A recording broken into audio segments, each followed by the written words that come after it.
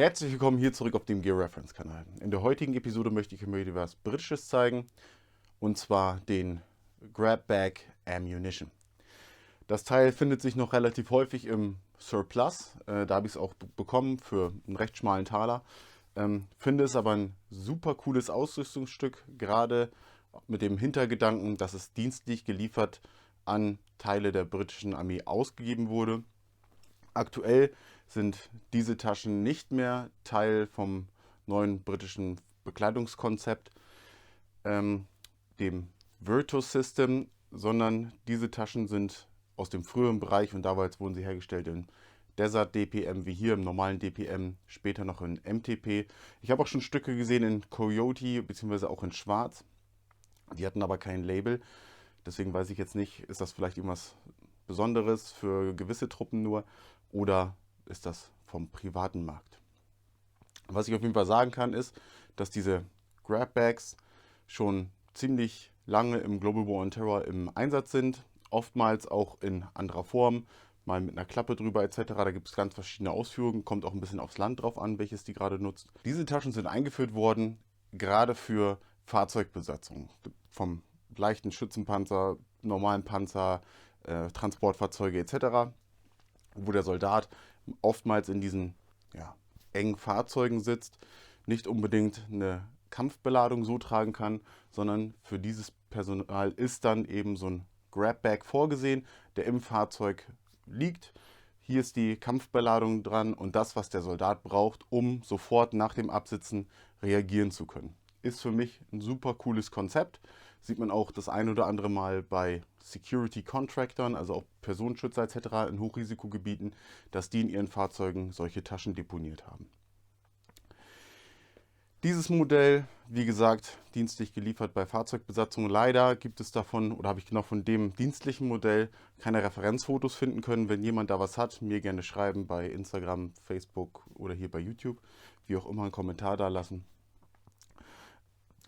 Dennoch habe ich Referenzfotos gefunden von anderen britischen Kräften, die eine Art oder so eine Art Grab-Bag nutzen, im infanteristischen Kampf abgesessen. Das sind dann Modelle vom zivilen Markt, also Dragon Supplies und die ganzen anderen Firmen heißen. Vom Blackhawk habe ich auch schon ein Bild gesehen.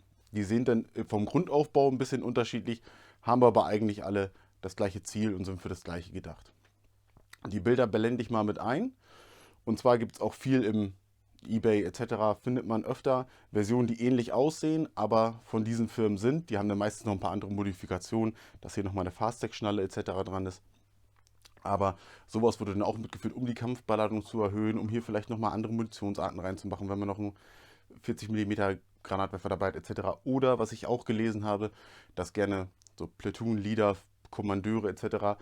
so eine Tasche mit dabei hatten, weil hier viel Platz drin ist für Karten etc., was gerade eben dieses Personal braucht. Dann schauen wir uns die Tasche einmal im Detail an. Wir haben hier vorne aufgesetzt 3 Magazintaschen. Die sind für jeweils 3 SA80 Magazine, also M4-Format.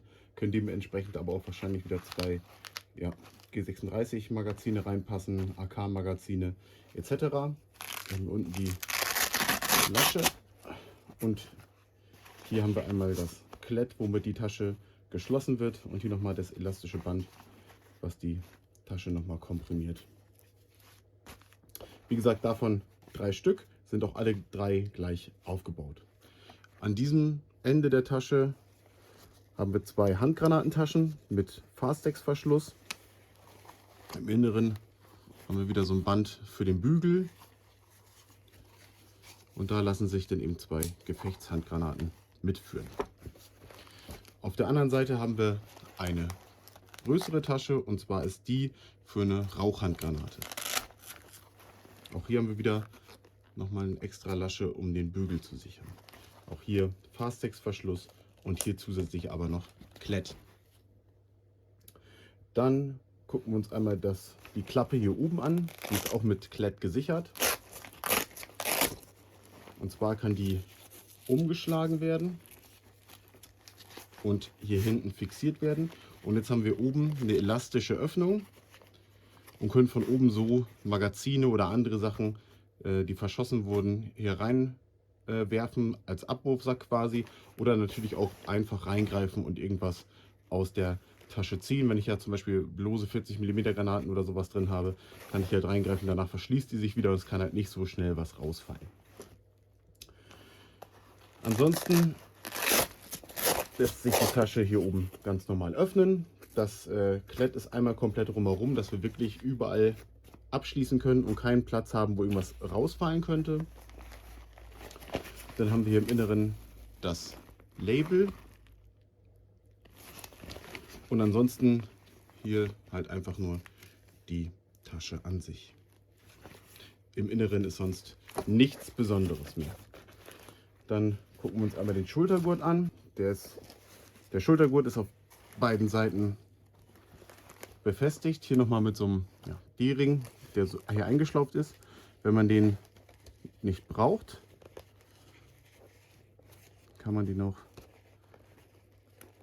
ganz einfach mal eben ausschlaufen und so eben entfernen. Hier ist die andere Seite, ist wie gesagt identisch. Der Trageriemen ist sehr, sehr lang. Wir haben also genug Platz, um den, wie wir ihn brauchen, einzustellen. Dann haben wir hier nochmal das Schulterpad.